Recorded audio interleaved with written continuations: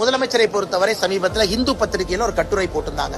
எந்த நிதியுமே மத்திய அரசு கிடையாது, மாநில அரசு நாங்க தான் அதிகமா கொடுக்கிறோம். ஒரு வீடு கட்டுற திட்டமா 81% நாங்க கொடுக்கிறோம், மத்திய அரசு கம்மியா தான் கொடுக்குது, இந்த திட்டமா நாங்க கொடுக்கிறோம் அப்படின்னு முதலமைச்சர் சொல்றாங்க. இன்னைக்கு முதலமைச்சர் அவர்கள் இந்த ஆர்குமெண்ட்ல போறாருன்னா, ஆமாம் நிறைய திட்டங்கள் 60-40 ரேஷியோ, அதாவது மத்திய அரசு மாநில அரசு இரண்டும் சேரும் பொழுது மாநில அரசு 60%, மத்திய அரசு 40% இருக்கு. பெரும்பாலான திட்டங்கள், நிறைய திட்டங்கள் 50-50% இருக்கு. மத்திய அரசு 50, மாநில அரசு. நிறைய திட்டங்கள் மத்திய அரசு மட்டுமே 100% இருக்கு. இப்ப ஒரு பக்கம் இவர் எல்லாரும் இணைஞ்சிருக்கணும் அப்படின்னு சொல்ற முதலமைச்சர் 100% மத்திய அரசு ஃபண்ட் பண்ற திட்டத்தை சொல்ல மாட்டார். நேஷனல் ஹைவே மத்திய அரசு 100% ஃபண்ட் பண்றாங்க, போர்ட் மத்திய அரசு 100% கொடுக்கறாங்க. ஏன் அதை பேசாம ஒரு 4-5 திட்டத்தை மட்டும் எடுத்து இது மத்திய அரசு கொஞ்சம் கொடுக்கறாங்க, நாங்க நிறைய கொடுக்கறோம், ஏன் அரசியல் பண்ண முதலமைச்சர் விரும்புகின்றார்கள் அப்படின்னு தான் நாங்க திரும்ப கேட்டோம். அதனால முதலமைச்சர் பொறுப்பில் இருக்கிறவங்க மத்திய அரசுடைய திட்டத்தை முழுமையா அனுமதிக்கணும், அது எல்லா மக்களுக்கும் போய் சேர்வதற்கான முயற்சி எடுக்க வேண்டுமோ தவிர நிதி பங்கீட்டு